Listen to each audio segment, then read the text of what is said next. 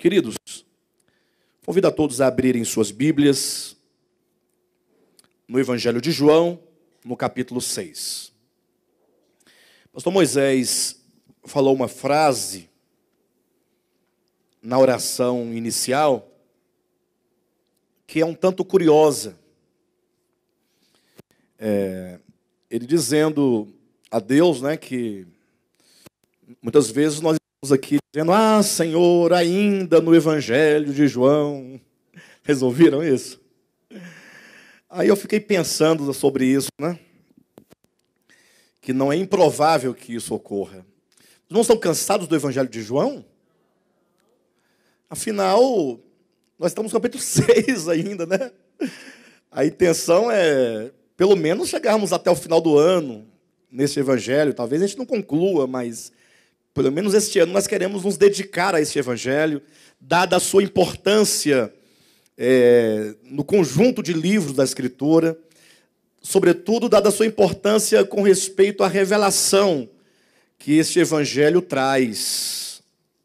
A revelação acerca de Jesus Cristo, a revelação acerca da sua obra. E hoje nós chegamos aqui num dos capítulos deste livro, deste Evangelho, que é dos mais importantes. Eu gosto muito do capítulo 3, capítulo 1, capítulo 3, o capítulo 6, o capítulo 14, 15, 16 e 17 do Evangelho de João. São capítulos muito preciosos. Este, sobretudo, o capítulo 6, em virtude das palavras apologéticas do próprio Cristo acerca daquilo que é essencial no nosso relacionamento com Deus, que é a questão da fé. Eu tenho insistido nisso nos últimos dias, não sei quantos de vocês têm acompanhado e têm percebido essa minha preocupação e essa minha insistência acerca da fé, mas eu tenho insistido no fato de que nós pregamos muito acerca da fé já há bastante tempo.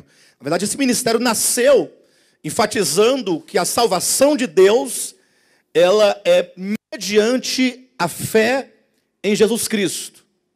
E essa é uma verdade central das Escrituras, e é uma verdade muito evidente no Novo Testamento. Entretanto, não raras vezes, quando se prega que a salvação de Deus é por meio da fé, logo, muitas pessoas se levantam contra esta verdade, dizendo assim: ora, mas quer dizer que a salvação é pela fé e basta que eu creia, e desde que eu creia eu estou salvo? Aí nós respondemos: sim, a Escritura fala que a salvação é por meio da fé. E aí as pessoas acham isso algo pequeno, a ponto de acharem que é necessário algo maior, ou algo a mais do que a simples fé em Jesus Cristo. E eu quero dizer para vocês que essas pessoas, elas não estão erradas, elas estão certas. Calma, não precisa ir embora, eu quero me dar a entender. Não que elas estejam certas quando dizem que a fé não é suficiente. Não, nesse caso estão erradas. Porque a Escritura diz que a fé é suficiente. Elas estão certas a partir do momento em que nós insistimos em dizer que a salvação é pela fé, e elas então, muitas vezes, não conseguem ver essa fé de modo operante em nossas vidas. Elas pensam assim: então basta alguém acreditar na doutrina do Evangelho, na mensagem do Evangelho, e está tudo bem, nada mais é requerido, nada mais acontece além da fé. Então esse questionamento, de certo modo, é um questionamento lógico, é um questionamento que parte de uma falta de conhecimento das Escrituras, porém é um questionamento que tem o seu fundamento a partir do momento em que se entende pela própria Escritura qual é a natureza da fé verdadeira em Cristo Jesus. A verdadeira natureza orgânica da fé cristã, da fé evangélica, da fé em Deus, da fé em Jesus Cristo. E esse capítulo 6 de João traz, na verdade, uma correção acerca do significado da fé. É um capítulo que faz uma correção acerca do que seja, de fato, a verdadeira fé que salva eficazmente o homem. Ou seja, somente por meio da fé é que o homem pode tocar e pode tomar posse de todas as bênçãos que são resultado da morte vicária de Cristo Jesus a nosso favor. Não há outro meio. Diz a Escritura que nós somos salvos pela graça, mediante a fé. E isso não vem de vós, é dom de Deus. Não de obras para que ninguém se glorie. Mas veja, a salvação é por meio da graça, mediante a fé. A fé é o meio pelo qual nós nos apropriamos de toda a herança, de todas as bênçãos. Então eu quero convidar a vocês essa noite a olharem com atenção para esse capítulo 6 do Evangelho de João. Lógico que nós lemos no início apenas os 15 primeiros versículos, e agora eu quero ler mais uma porção com vocês. O restante do capítulo os irmãos deverão ler em casa, em razão do tempo. Eu quero que os irmãos peguem a partir do versículo 22 aí deste Evangelho. Diz assim: no dia seguinte, a multidão que ficara do outro lado do mar notou que ali não havia senão um pequeno barco e que Jesus não embarcara nele com seus discípulos, tendo estes partido sós. Entretanto, outros barquinhos chegaram de Tiberíades, perto do lugar onde comeram o pão, tendo o Senhor dado graças. Quando, pois, viu a multidão que Jesus não estava ali, nem os seus discípulos, tomaram os barcos e partiram para Cafarnaum à sua procura. E tendo-o encontrado no outro lado do mar, lhe perguntaram: Mestre, quando chegaste aqui? Respondeu-lhes Jesus: em verdade vos digo, vós me procurais não porque vistes sinais, mas porque comestes dos pães e vos fartastes.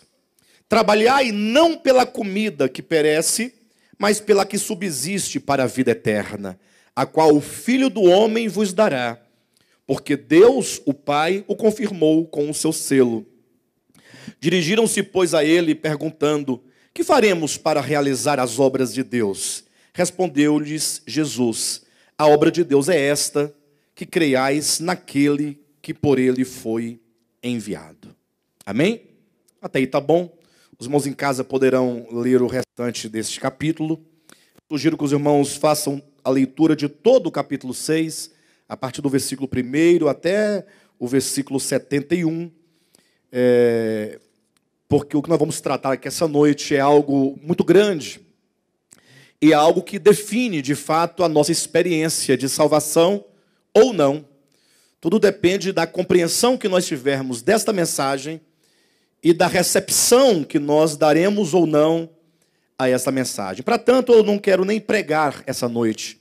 Eu quero convidar os irmãos a pensarem, a refletirem comigo alguns pontos que são aqui dados por Cristo no capítulo 6 deste Evangelho.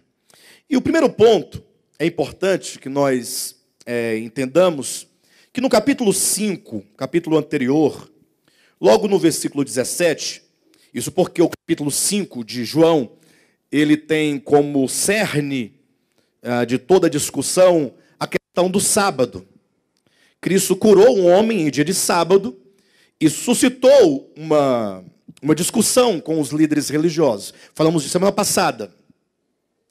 E, além da questão do sábado, nós sabemos que quando os judeus questionaram a Cristo por que ele fazia curas em dia de sábado, Cristo, então, trouxe uma palavra que talvez até hoje não foi compreendida, não foi entendida por muitos. Jesus falou assim: olha, o meu Pai trabalha até agora e eu trabalho também. Nós temos aqui, portanto, um tema que é de conhecimento de todos, mas talvez pouco refletido. A questão do trabalho de Deus. a questão da obra de Deus. Deus o Pai tem uma obra, Deus o Pai, ele tem um trabalho, ele está trabalhando. Jesus falou, olha, o meu Pai trabalha até agora, e eu estou trabalhando com ele. No capítulo 6, então, versículo 29, Jesus ele torna a falar a questão da obra de Deus. E é sobre isso que nós vamos desenvolver aqui nesse capítulo 6 e refletir um pouco.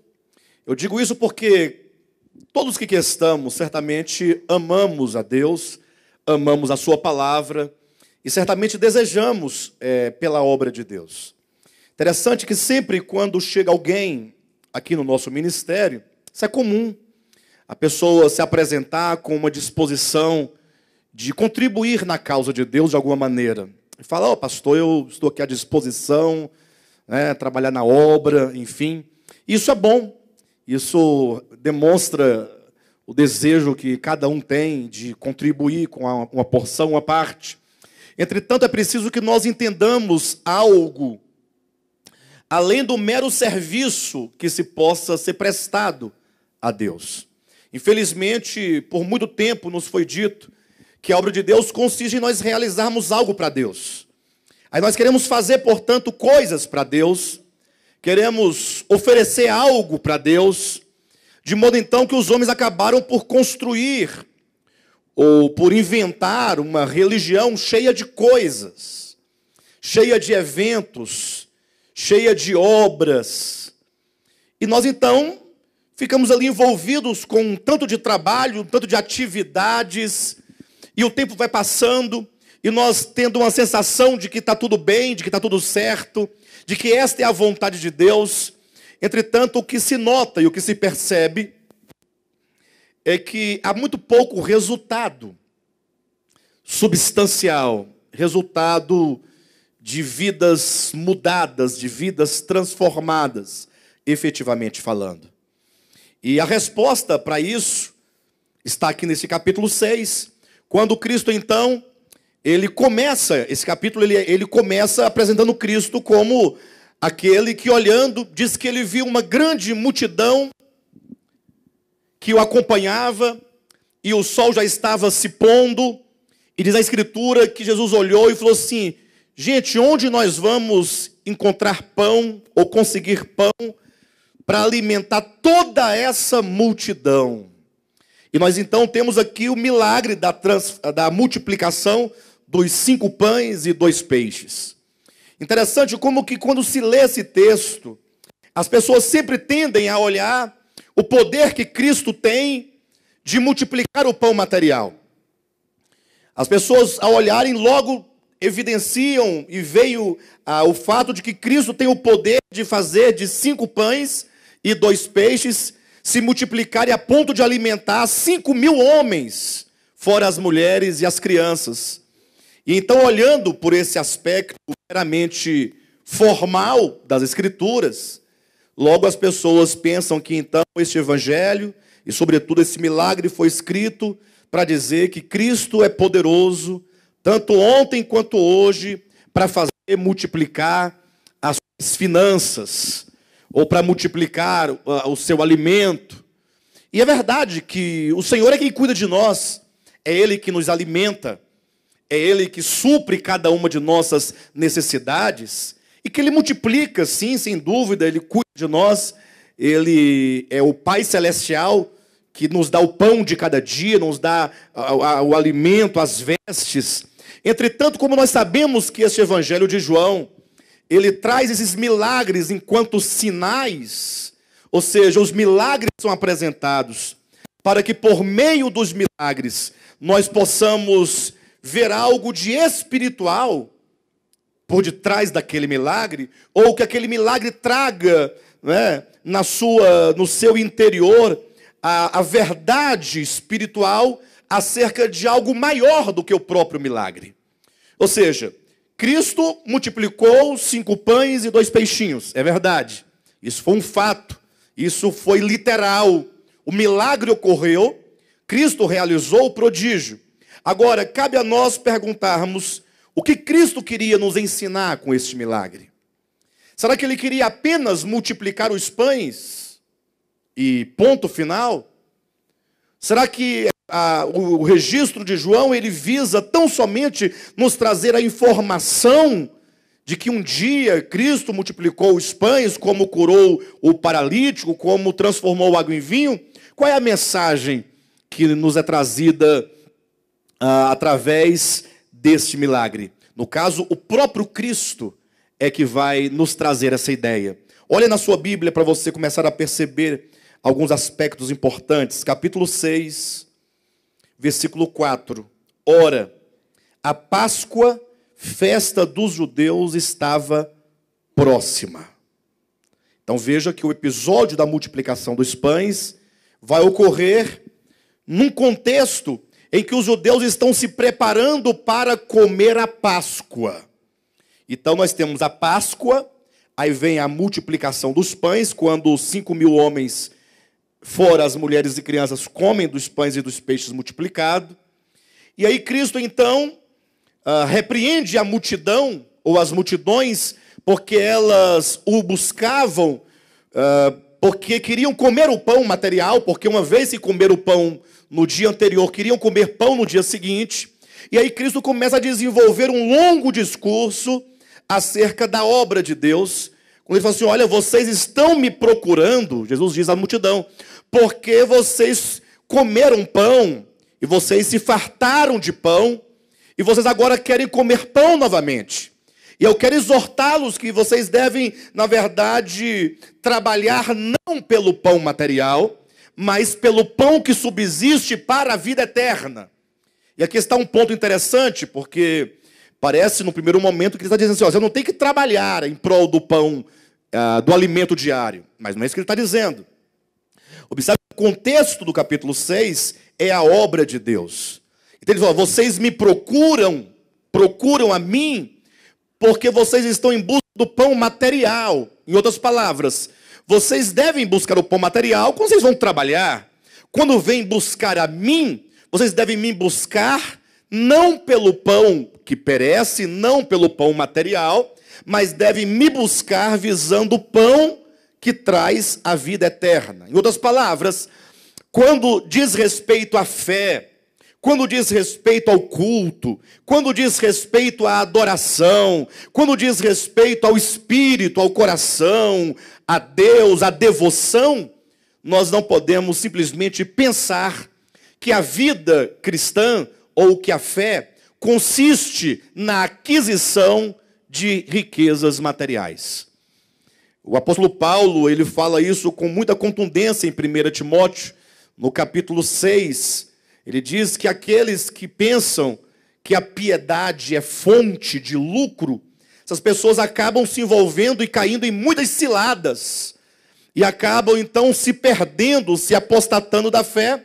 Por quê? Porque compreenderam equivocadamente a fé, a vida piedosa, achando que a vida cristã, que a vida com Deus é uma relação comercial, em que se utiliza da fé para poder adquirir dinheiro. No caso do capítulo 6 de João, as pessoas procuravam a Cristo pelo pão terreno, pelo pão que perece. E Cristo então repreende, dizendo: olha, vocês precisam buscar a Deus em razão do pão eterno, do pão da vida. E a partir daí, então, ele passa a apresentar aquelas multidões o pão a si mesmo como o pão da vida, o pão que alimenta o homem e o pão que dá vida eterna ao homem. Portanto, quando nós olhamos, vemos a Páscoa no início do capítulo 6, aí temos os pães multiplicados, aí temos Cristo como o pão da vida.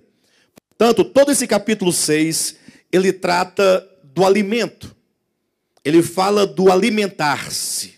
Ele fala do pão enquanto alimento, seja o cordeiro pascal, lá na Páscoa, quando é dito que o povo de Israel, antes de saírem do Egito, eles tinham que estarem dentro de casa, com as portas trancadas, comendo o cordeiro assado. Então o cordeiro deveria ser comido. E então foi o exato momento quando Deus, então, libertou o povo de Israel do Egito. E então Cristo multiplica os pães e alimenta 5.000 homens. E agora Cristo diz, olha, eu sou o pão da vida, aquele que come da minha carne e bebe do meu sangue, esse tem a vida eterna. Então nós começamos a compreender um pouco sobre a obra de Deus, a partir do momento que nós entendemos que quando Cristo vem ao mundo, ele dá ao homem o alimento. Tudo de que o homem precisa é de alimentar-se do verdadeiro alimento que traz a vida eterna. E aqui é um ponto interessante, porque, infelizmente, nós somos o produto de toda uma história de teologização da verdade.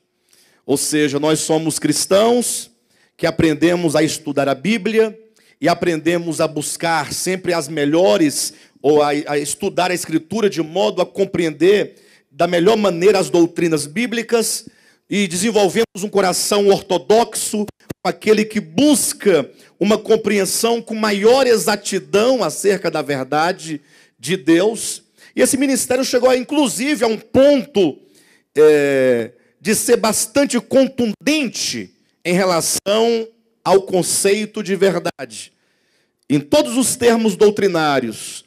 Ou seja, desenvolvermos uma doutrina ortodoxa acerca da salvação eterna, eleição e predestinação, reino milenar, os cristãos vencedores, disciplina durante o reino milenar, segunda vinda de Cristo, escatologia. Então, nós fizemos, salvo engano, umas 3 ou 4 estudos só sobre o Apocalipse, versículo por versículo, detalhe por detalhe, e chegamos a alcançar, portanto, um entendimento muito grande, muito amplo acerca das verdades bíblicas, acerca de Cristo, acerca da Trindade, acerca da economia de Deus, do supremo propósito de Deus. E isso é uma questão muito boa, muito saudável, a princípio.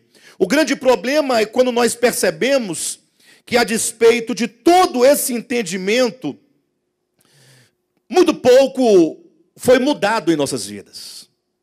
É quando você acumula muita informação e você é capaz de fazer gráficos e de dar estudos, desenvolver temas, fazer simpósios e conferências e fazer toda uma exegese bíblica acerca de qualquer que seja o tema, todo encadeamento teológico, mas no fundo você sente que falta algo a mais, que tudo aquilo não é suficiente, que a despeito de toda a verdade escrita e toda a verdade sistêmica ou sistematizada, falta algo dentro de você, falta algo no coração, falta algo no espírito.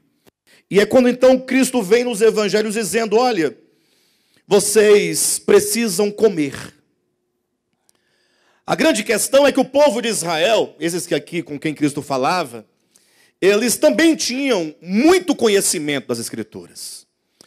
Os irmãos terem uma ideia, eles são chamados pelo próprio Cristo, no capítulo 5 de João, de discípulos de Moisés.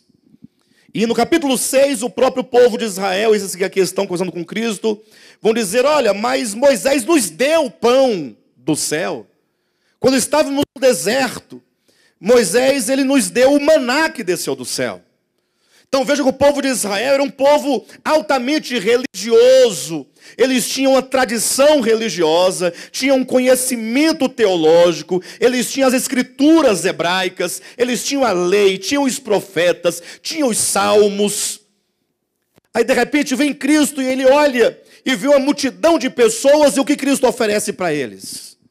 Cristo não estava preocupado em chegar para eles e falar assim, olha, tudo bem, vamos então organizar esse conhecimento de vocês. Vamos então só corrigir alguns aspectos que estão falhos aqui na teologia, mas vamos entender como isso se constrói agora numa nova teologia, uma teologia neotestamentária. Não, Cristo não diz isso. Ele chega, ele olha para aquela multidão, que não era uma multidão de pagãos, era uma multidão de pessoas que eram os servos de Deus, era a igreja de Deus daquele tempo. E diz a Escritura que Cristo olha e simplesmente vê multidões famintas. Existe uma necessidade real dos homens. Existe uma fome. É uma questão orgânica. Eu jamais quero colocar aqui, quero desprezar os aspectos teóricos da verdade, ou quando a verdade é exposta de maneira escrita. Mas eu quero dizer que quando Cristo vem, Ele tem uma preocupação em alimentar o espírito humano da verdade. Não estamos relativizando a verdade. Pelo contrário, estamos dando uma dimensão à verdade que até então poucas vezes acontece. Ou seja, dar uma dimensão orgânica à verdade e dizer, olha, essa verdade tão admirada, essa verdade tão enfatizada, essa verdade tão defendida, ela precisa ser uma verdade orgânica, como um alimento. E então é quando Cristo, Ele vem e Ele diz, olha, é preciso que vocês entendam algumas coisas. E eu passo aqui a enumerar aquilo que Cristo ensina para esses seus discípulos e para o povo de Israel, esses líderes com quem Ele conversa. Ele ensina alguns princípios, eu quero passar para vocês. O primeiro é que nós devemos ter em alta consideração a obra de Deus. Ele diz, olha, trabalhai não pela comida que perece, mas pelo pão que subsiste para a eternidade. Quando ele diz trabalhai, ele está dizendo, olha, vocês precisam de ter uma disposição e de ter uma ação em relação à obra de Deus. Trabalhai não pela comida que perece. Ou seja, todos aqueles que de alguma maneira, por iluminação do Espírito Santo, receberam essa luz, essa compreensão de que existe um Deus, de que o homem não é simplesmente matéria, o homem não é simplesmente esse corpo, mas que o homem, ele é espírito, e como tal, ele procede de Deus, e por mais que ele viva aqui na terra uma vida terrena, lá no fundo ele sabe que ele é um ser espiritual e que ele tem necessidade de Deus. Uma coisa que nós erramos sempre, por exemplo, essa semana eu falei muito, olha, eu estou enfermo. Que eu seria um grande erro dizer isso, porque na verdade eu deveria dizer, o meu corpo está enfermo. Porque eu, enquanto Alexandre, enquanto pessoa, eu sou espírito. Eu sou um ser espiritual. E vocês são o quê? Esse nosso corpo, ele é apenas uma parte, lógico, nossa, que vai ser glorificada na eternidade, mas que é apenas o meio mediante o qual eu, Alexandre, contato este mundo físico. Só que nós temos uma tendência de ignorar que nós somos seres espirituais e nós damos muita ênfase à questão do corpo, à questão material, de sorte que nós vivemos muito mais para o mundo material do que para o mundo espiritual. E Cristo está dizendo, olha, trabalhai, não pelo pão que perece, não pelo pão material, mas pela comida que subsiste para a vida eterna. Esse é o primeiro ponto que Cristo nos traz, dizendo que é preciso que nós compreendamos a necessidade que temos de trabalhar pelo pão material, pelo pão espiritual, de trabalhar no sentido de nós buscarmos as coisas espirituais, as coisas concernentes a Deus, as coisas concernentes ao reino de Deus, e de ter uma experiência real com esse reino de Deus. Então, o primeiro ponto seria este, é nós conseguirmos sair da inércia, começarmos a nos mover numa direção consciente de que nós somos seres espirituais. Não podemos jamais nos acomodar. Quando nós olhamos, por exemplo, para o reino animal, os animais, eles não são seres espirituais.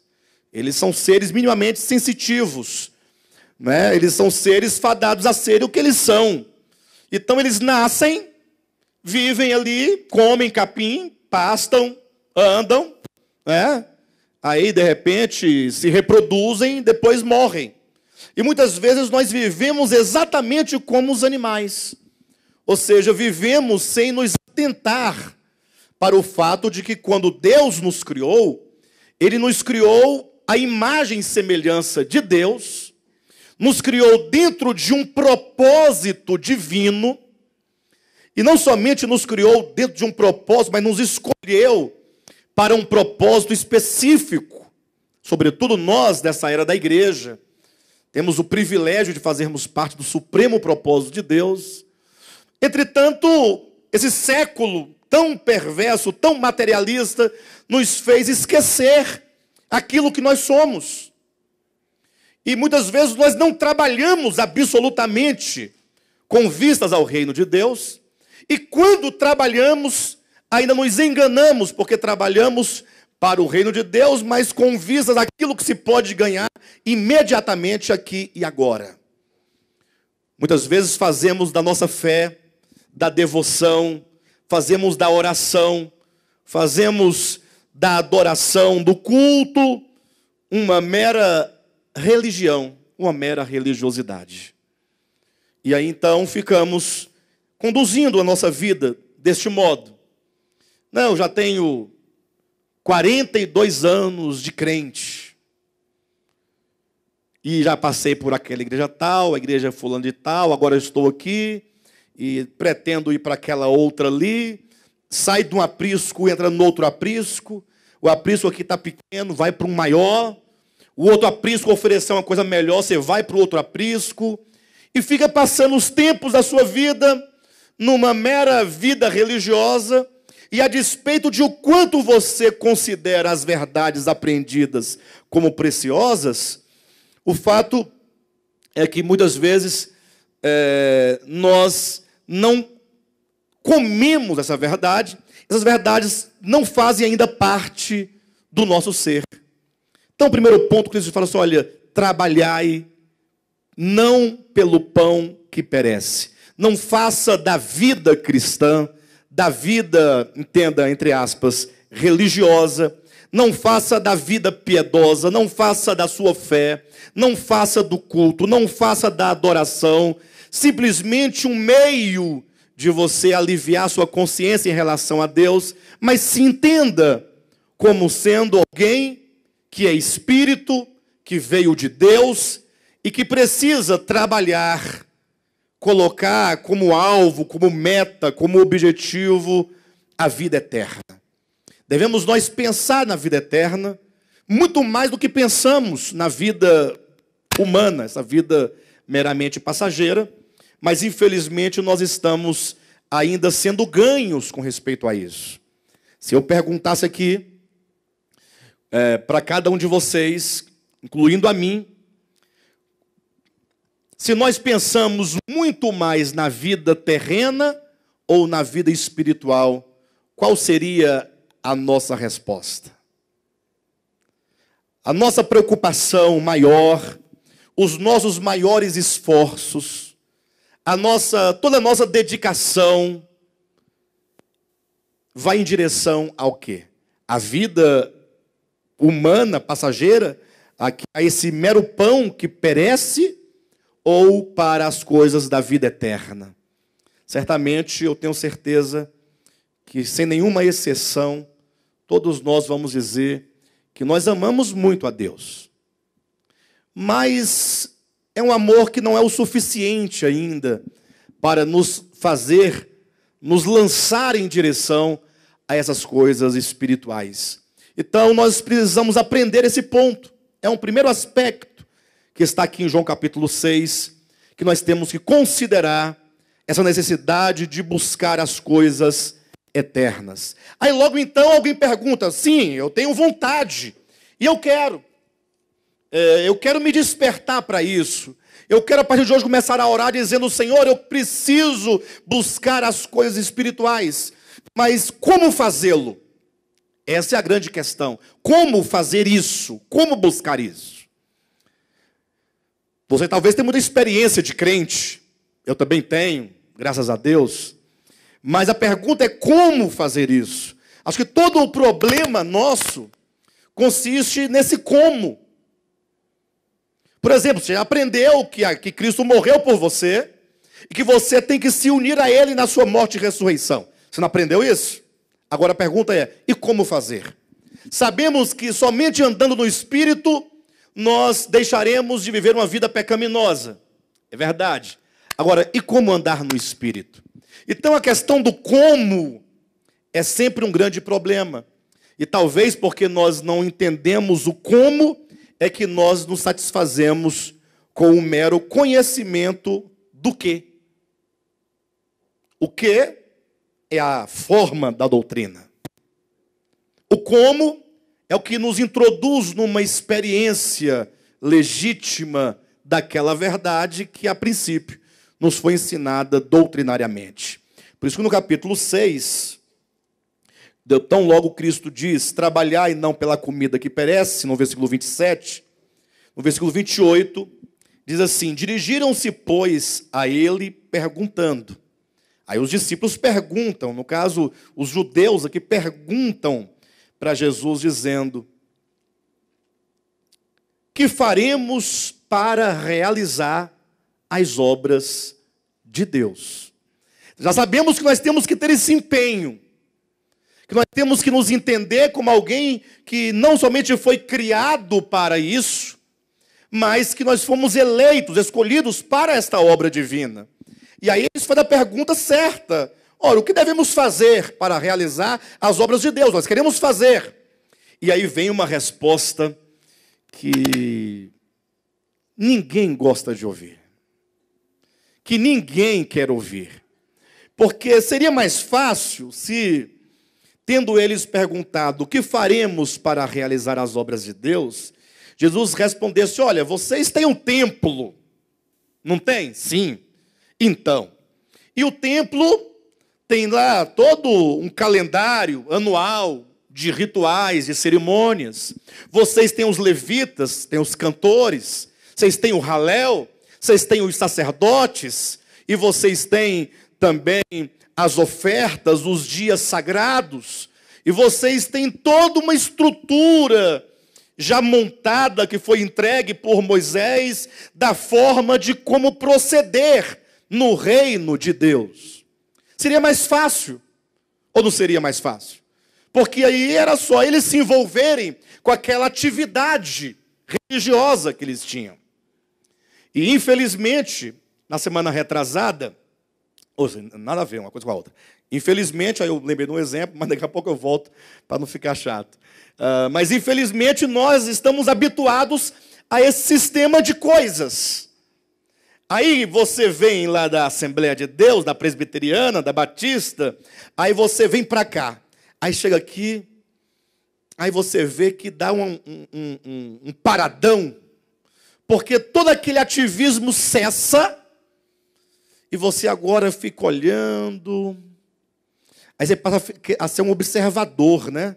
Porque agora você tem tempo de observar, porque não tem mais o movimento da roda gigante, aquelas luzes, os carros de bate-bate, o circo não tem mais. Então, você agora fica assim observando, o que vai acontecer? Aí passa uma semana, um mês, 6 meses, não vai acontecer nada.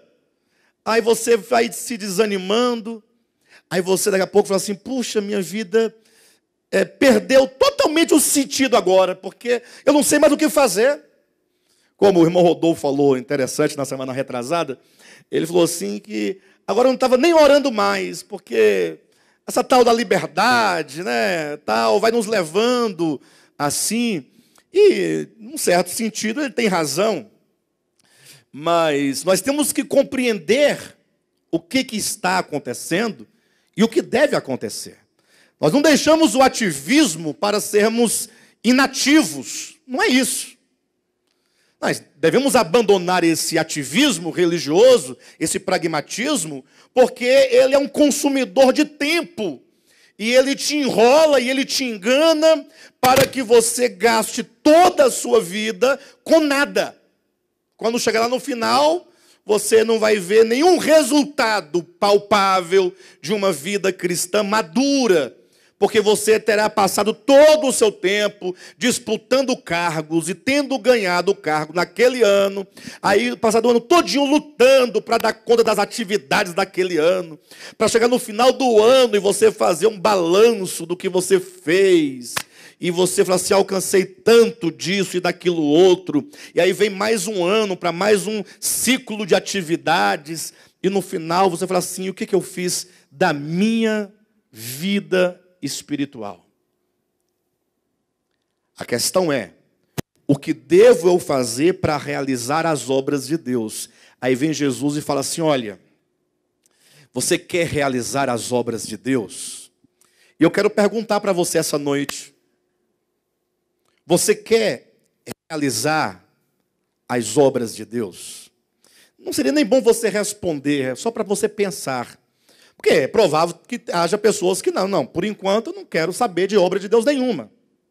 Por enquanto eu estou aqui na minha, talvez mais para frente, quem sabe, mas por enquanto. Ou talvez você fale, não, eu tenho um desejo de realizar a obra de Deus. Agora eu tenho que saber como fazer isso. E nós vamos encontrar que a resposta de Cristo não nos aponta um caminho pragmático. Não vai nos apontar um caminho de ativismo religioso. Olha só a resposta de Cristo. Capítulo 6, versículo 29. Respondeu-lhes Jesus: a obra de Deus é esta. 2 pontos. Que coisa mais simples. A obra de Deus é esta. 2 pontos. A obra de Deus é esta. 2 pontos. Que creiais naquele que por ele foi enviado. Simples. É só isso, pastor? Então, se é só isso, então eu já fiz essa obra há muito tempo, está feita. Porque eu creio em Jesus Cristo enviado da parte do Pai. Então está feita a obra? Não. Você tem que fazer as obras do Pai.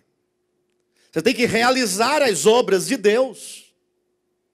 Você tem que se envolver completamente nas obras de Deus, no trabalho de Deus, na economia de Deus, na ação de Deus.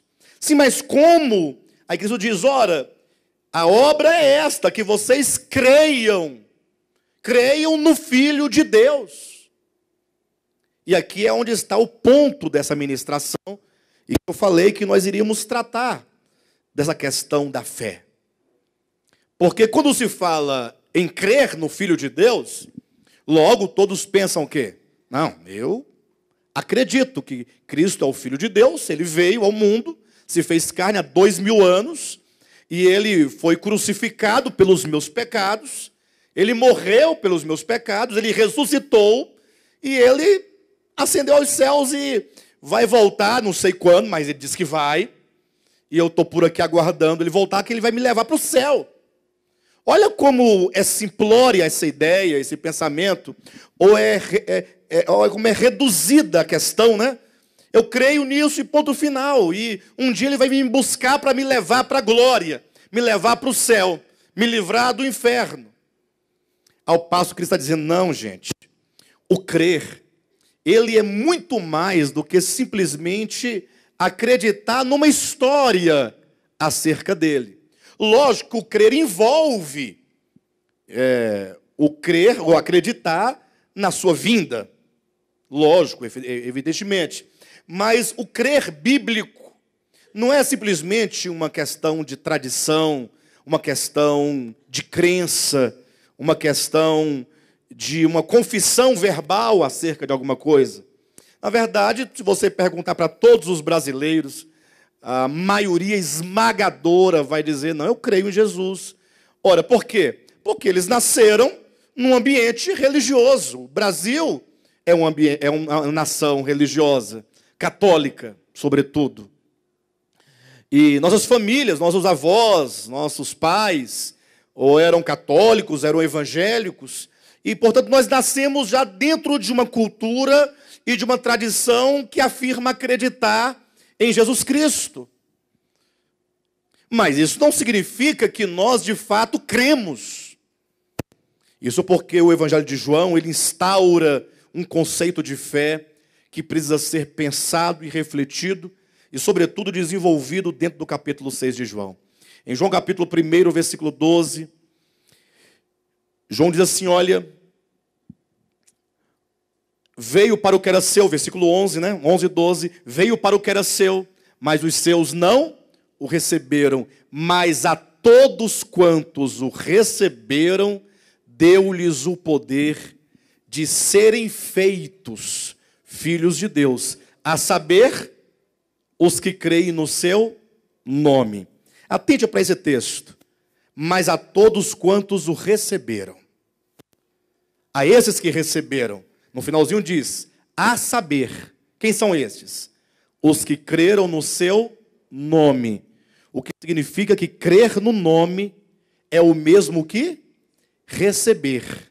Porque quando diz a saber, ele está explicando o que ele disse primeiro. Ou seja, crer não é simplesmente você acreditar em algo, mas é você receber o próprio Cristo. E aí nós começamos a pensar essa questão. Será que você recebeu a Cristo? Ou você tão somente acreditou em Cristo, na história de Cristo? Uma coisa é você concordar, você consentir, você confirmar. Outra coisa é você receber.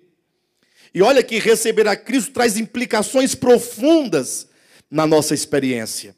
Eu digo isso porque depois de tantos anos servindo a Deus, pouco a pouco, o Senhor tem me ensinado o sentido de receber. Imagine passar tanto tempo pregando e falando, sem que você de fato receba aquilo que é Cristo para dentro de você. Mas você conceber uma ideia e consentir naquela ideia, e você defender aquela ideia, e você pregar aquela ideia, e você defender aquela ideia, e você brigar por aquela ideia, mas não receber para si.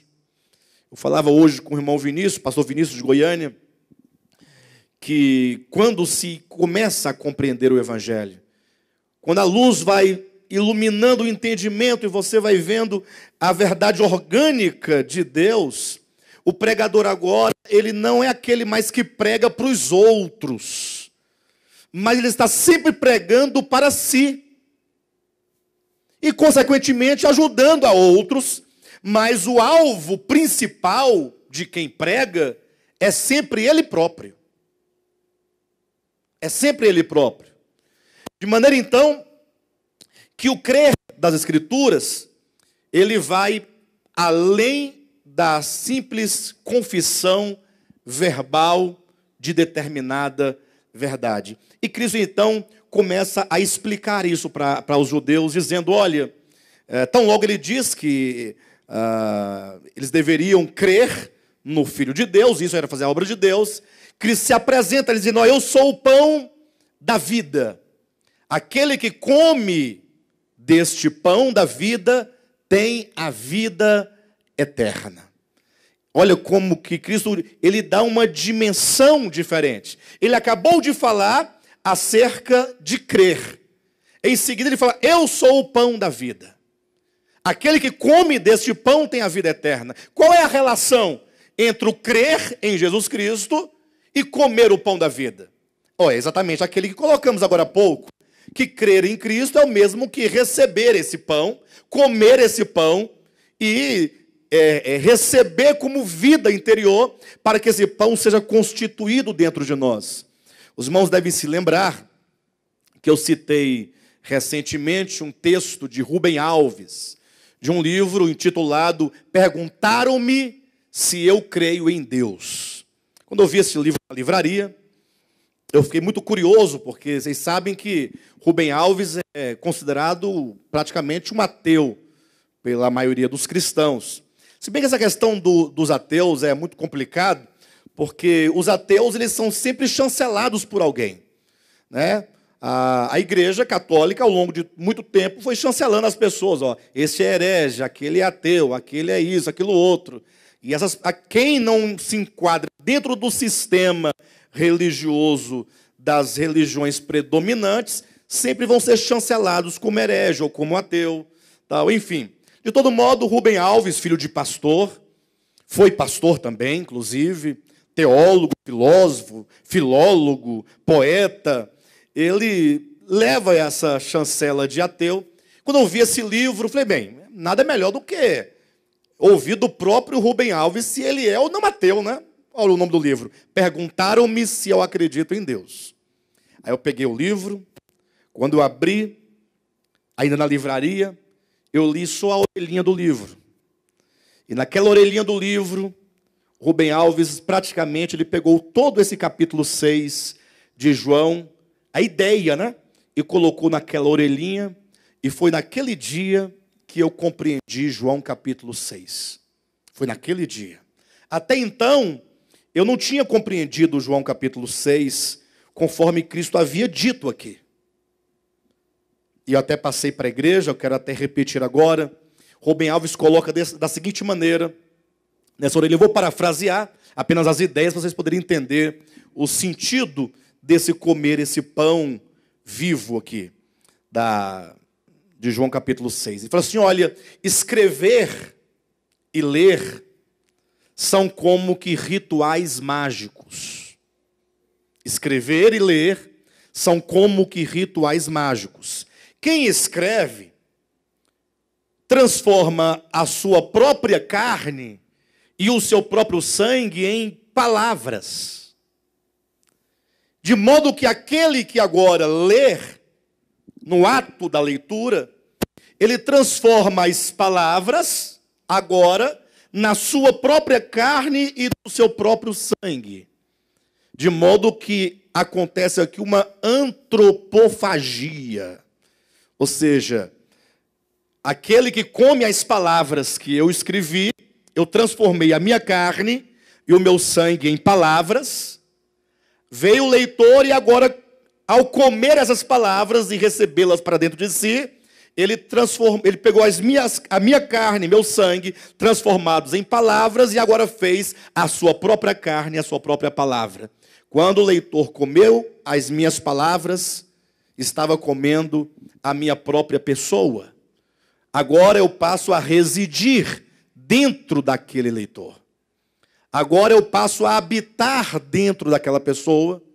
E ele diz, e isso é o que se chama de antropofagia. Isso em algumas tribos antigas, né? Enfim. Ou como que na igreja, ele vai citar o texto de João, se chama de Eucaristia. Aí faz referência a João capítulo 6. Quando Cristo diz, aquele que come da minha carne e bebe do meu sangue, esse tem o quê? Tem a vida eterna. Aí ele diz assim, olha, quando as tribos antigas, os homens antigos, comiam, os canibais comiam outras pessoas, não o faziam por mera gastronomia. Eles não comiam seres humanos no almoço, na janta, no café da manhã, mas não, quando eles venciam um inimigo, e eles traziam aquele inimigo derrotado, assim, então eles pegavam, matavam aquela pessoa, comiam a sua carne, porque eles queriam que as virtudes daquela pessoa, daquele inimigo, os seus valores, as virtudes, a sua força, passasse para eles. Quando eles comiam, eles acreditavam que eles estavam recebendo todas as virtudes daquele valente, daquele guerreiro para dentro de si.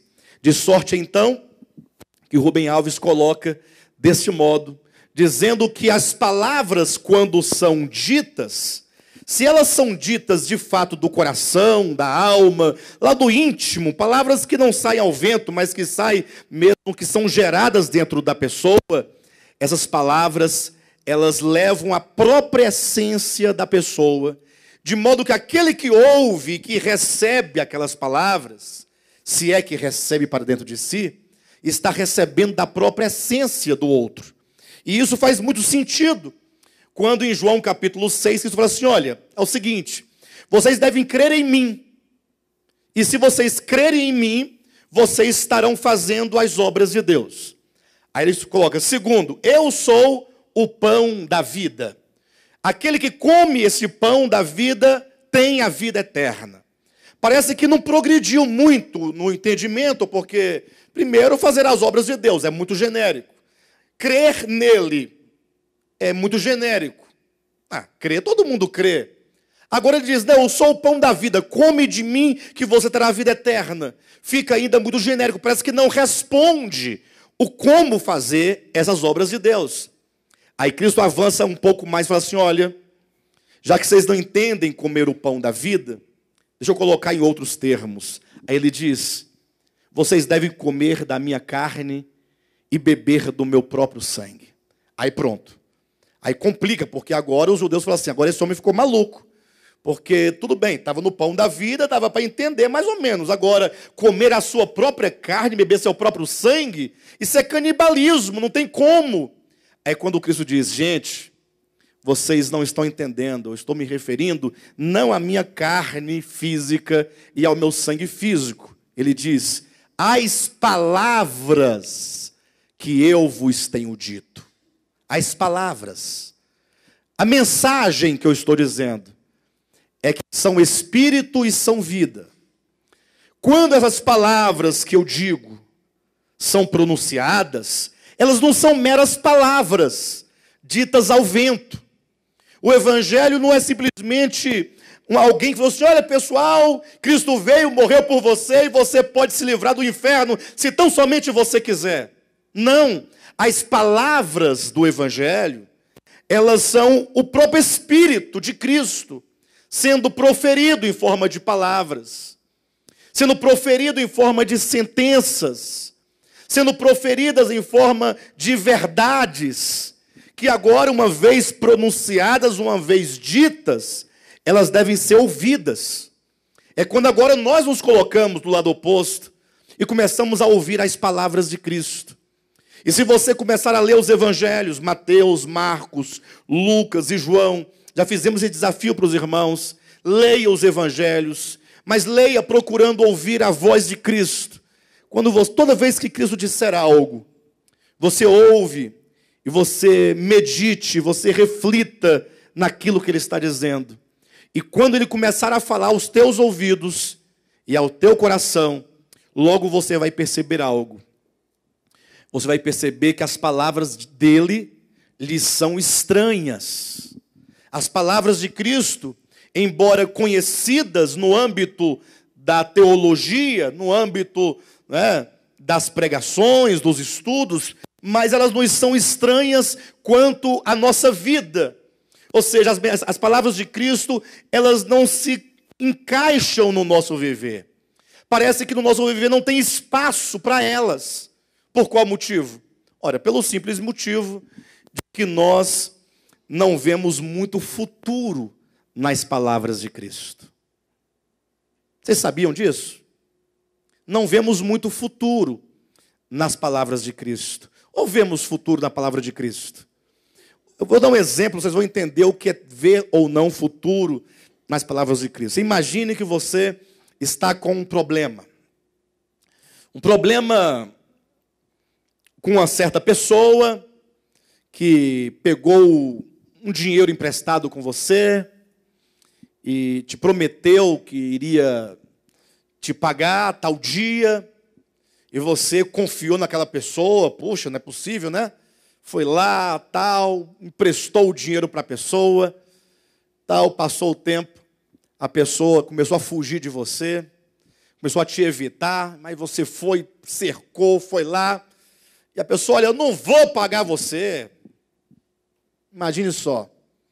Sai daqui, rapaz, você está doido. E começa a desprezar você. Aí você fica desesperado e procura uma pessoa, pede ajuda, pede a outra, ora e tal. Aí chega um pastor para você e fala assim, meu irmão, o que Jesus Cristo te aconselha? O que é?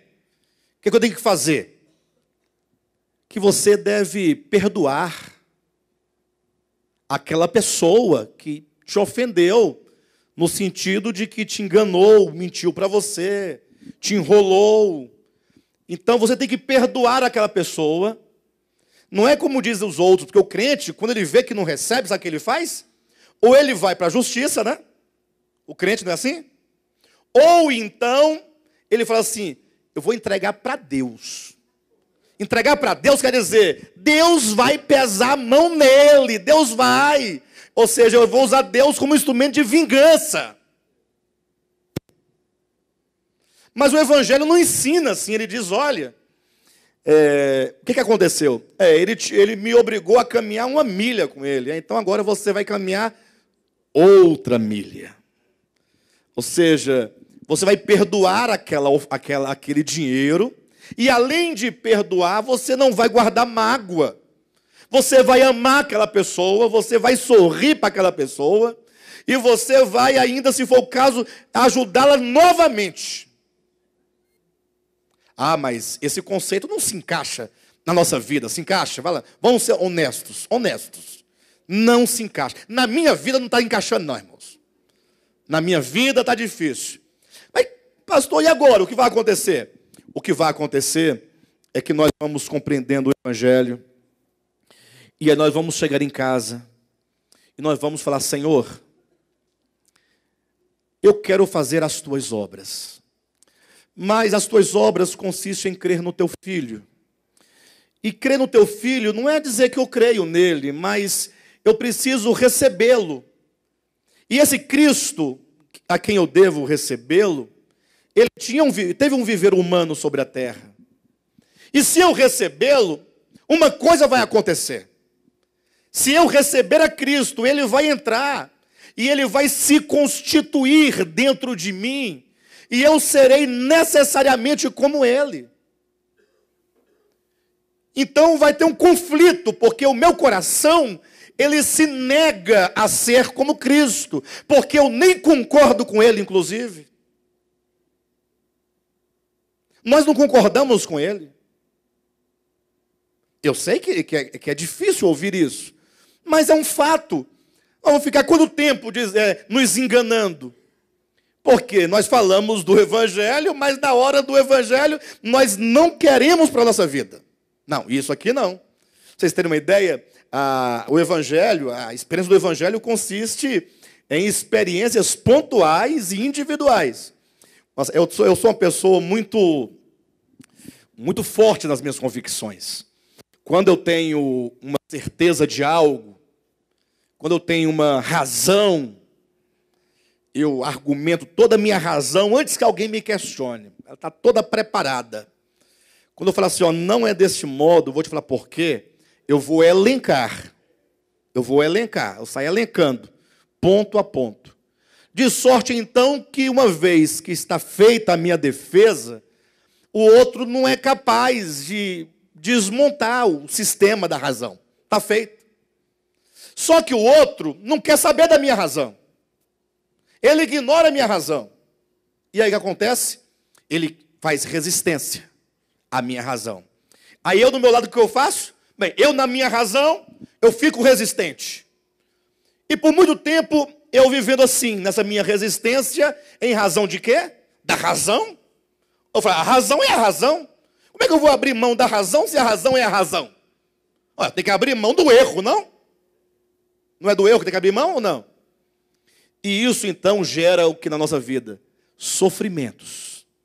E está lá eu debaixo de um sofrimento. Um sofrimento. Um sofrimento. Todo dia levando chicotada nas costas. Aquele sofrimento.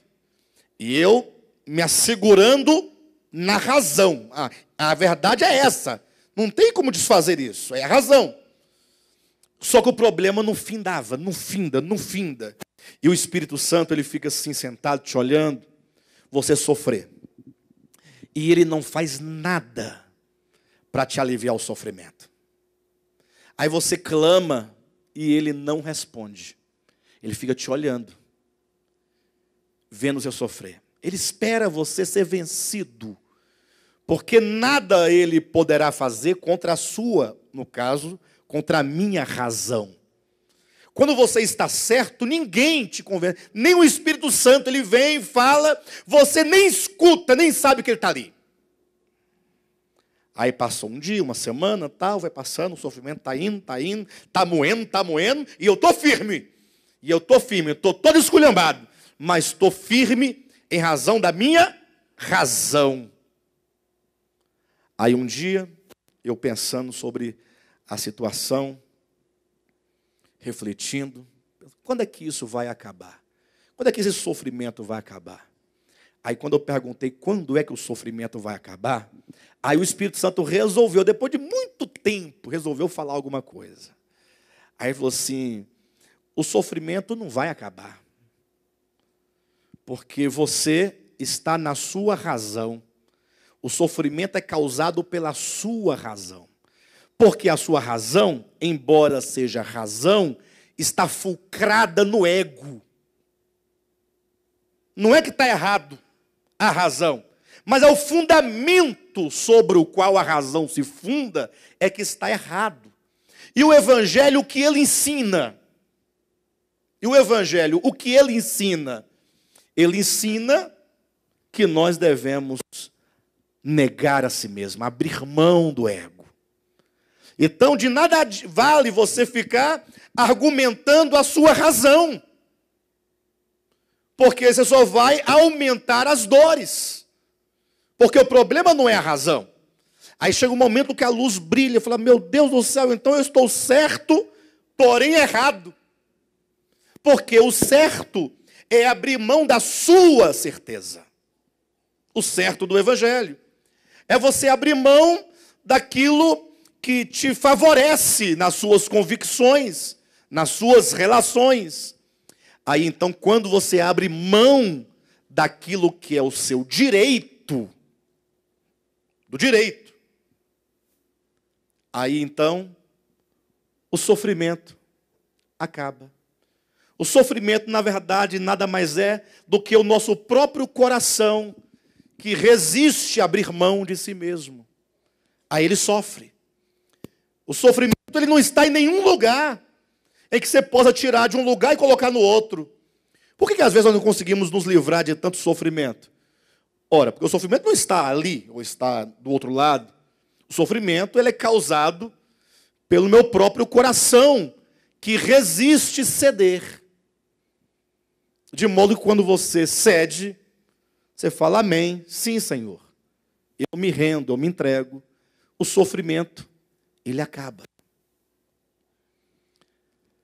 Quando nós falamos acerca do Evangelho, o nosso grande problema é a nossa resistência com respeito às palavras de Cristo e à nossa própria razão. Eu sei que se cada um fosse levantar o seu caso particular aqui, cada um ia falar assim, olha, mas eu entendo, até concordo com Cristo, o problema é esse aqui, ó. Aí vai falar a sua razão. Então você quer dizer que eu tenho que fazer isso? E aí nós nos deparamos com um problema diante dessa situação. É que nós até que falamos, tá bom, então eu vou fazer isso. Só que será que eu sou capaz de fazer isso? Que Cristo deseja que eu faça? E eu vou dizer, você não é capaz. Você não é capaz. E agora, se eu tenho que fazer, mas não sou capaz de fazer, o que fazer? E o que fazer então é que nós temos que entender que todos os nossos problemas não são problemas em si mesmos, não são problemas originais. Às vezes você quer resolver o problema do seu casamento, você não vai conseguir. Você quer resolver o problema do seu trabalho, você não vai conseguir. Quer resolver o problema de um relacionamento entre você e alguém, não vai conseguir. Por quê? Porque o problema não está nessas questões, no casamento, não está no amigo, não está no trabalho, não está na residência. O problema está no coração. Então, é uma questão muito subjetiva, muito pessoal e muito geral.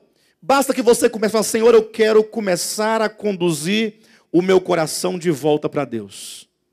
Quanto mais você voltar o seu coração para Deus, mais esses problemas do dia a dia, que são oriundos do ego, eles vão perdendo força. Se você não tratar o coração e quiser tratar com uma circunstância, é aí que nós não conseguimos. Nós queremos estabelecer uma vida cristã, uma vitória sobre algo que não sou eu próprio, que não é o meu coração. Então, um problema meu qual que é? É o meu coração, que em razão da queda se afastou de Deus, e agora ele quer viver para si mesmo, por si mesmo, ainda que em nome de Deus, sem se voltar para Deus. Então, na medida em que eu começo a comer deste pão da vida, a comer essas palavras de Cristo, a refletir essas palavras de Cristo, e começar a perceber que eu tenho profundas necessidades de me voltar para Deus, de me reconciliar com Deus.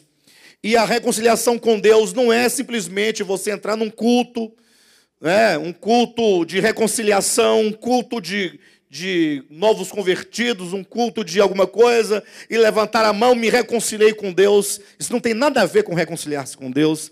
Reconciliar com Deus é quando você, no seu coração, decide voltar-se para Deus, e isso implicará em muitas coisas, porque agora você tem que entender que o grande problema nosso é a resistência de depender de Deus, é a nossa resistência em ouvir a Deus, em reconhecer que as palavras de Deus é que são a verdade, e que tudo aquilo que eu tinha por razão, por verdadeiro, que era proveniente do meu próprio ego, não é a verdade, é enganoso, só me distancia de Deus, só me faz sofrer. E então agora eu começo a voltar a Deus, no meu interior, no meu coração, no meu espírito, e isso vai gerando quebrantamento. E na medida que meu coração vai sofrendo todo esse quebrantamento, então as coisas externas, os problemas pontuais, eles logo vão sendo resolvidos, porque nós vamos aprendendo a ser pessoas quebrantadas. Você tem ideia, eu estava subindo recentemente uma avenida, e então eu parei o carro no semáforo. O semáforo demora a abrir bastante, esse lá próximo de casa. Aí estava tudo parado, semáforo fechado. Falei, não, vou dar uma olhadinha aqui no WhatsApp, rapidinho. Aí eu estou aqui olhando rapidinho, daqui a pouco eu ouço uma buzina, bem forte atrás de mim. Quando eu abri o olho, eu olhei para frente, não tinha mais ninguém. O semáforo estava aberto, estava quase fechando de novo. Por isso o cara buzinando atrás de mim. Quando ele buzinou, que eu olhei, qual é a vontade que dá? Não, qual que é a vontade que dá? Não ir, eu vou continuar aqui. Mas eu pergunto, mas de onde vem essa ideia? Eu estou parado no lugar errado, fazendo a coisa errada, e estou cheio da razão. É o paraibano, o sangue de paraibano. Aí o Espírito Santo fala de novo. Alexandre, aprende a reconhecer que você está errado. Aprende a dizer, eu estou errado. Pedir perdão para quem está atrás e ir embora logo. Aí é a hora que você fala assim, eu tenho que aprender a reconhecer que estou errado. É lógico que isso é uma coisa muito simplória da vida humana, mas são essas coisas que nos mostram o quanto que muitas vezes, mesmo errados, queremos estar certos. E isso é que trava a vida espiritual, é que nos faz pessoas péssimos crentes, péssimos servos de Deus, péssimos pais, mães, trabalhadores, servidores, não sei como diz, irmãos, péssimos amigos, péssimas pessoas. Na medida então que nós falamos, Senhor, eu quero comer deste pão. Eu quero comer da tua carne e beber do teu sangue. Eu quero provar isso. Eu quero digerir isso. E eu quero que o teu próprio ser seja trabalhado no meu ser. Quando isso acontece, ocorre então o que está lá em Apocalipse capítulo 10. Eu quero concluir com esse capítulo 10 e com Mateus 19, contrapondo um ao outro. Diante dessa mensagem, duas coisas podem acontecer. Pode ocorrer, como está lá em Apocalipse 10, quando o anjo, olhando para João, disse: João, come, pega esse livro e come. E João falou: mas comer esse livro? Sim, come este livro. As palavras do livro, lógico. E João comeu, aí João disse que na boca era doce como o mel, mas no estômago era amargo como o fel. É isso que ocorre quando as palavras são recebidas. Quando o evangelho é recebido, digerido. Quando nós cremos nas palavras de Cristo. Quando nós cremos em Cristo. Quando nós fazemos as obras de Cristo. Ocorre isso. Você vai sentir o amargo. O amargo é aquilo exatamente que vai de encontro ao ego, à natureza humana caída. Você vai sofrer. Mas o resultado é maravilhoso. Porque nós vamos sendo transformados de glória em glória. Nós vamos aprendendo a ver, a reconhecer, a abrir mão, a ceder. E o Senhor vai trabalhando em nós. E vamos sendo gerados uma nova vida, uma nova criatura, um novo homem. Agora, em contrapartida, diante da palavra também pode acontecer, como em Mateus 19, quando Cristo disse para aquele jovem rico: só uma coisa te falta. Vende tudo o que tem, dê aos pobres e segue-me. Aquele jovem ouviu aquela palavra, olhou para um lado, olhou para o outro. Você vai sério? Sim, vende tudo, dá para os pobres e segue-me. Aí a Bíblia diz que o jovem rico baixou a cabeça, se entristeceu e foi embora triste, porque era homem de muitas riquezas. Um homem se sentiu incapaz de ouvir a mensagem de Cristo. Retirou-se triste. Foi exatamente o que aconteceu ao cabo do sermão de Cristo, lá em João capítulo 6, que de toda aquela multidão que ali estava, diz a Escritura, que todos foram embora e ficaram apenas 12 discípulos. E Cristo perguntou: e vocês 12? Também não querem voltar? Não querem ir embora? Foi quando Pedro disse: Senhor, para onde nós iremos? Somente Tu tens as palavras de vida eterna. Então, fica aqui para os irmãos essa palavra, para os irmãos meditarem. Leiam João capítulo 6 em casa. Leiam uma vez, leiam 2 vezes, leiam 3 vezes. E ore acerca da nossa necessidade que temos de começarmos a experimentar as palavras de Cristo, muito mais do que simplesmente compreendê-las. Amém, amados?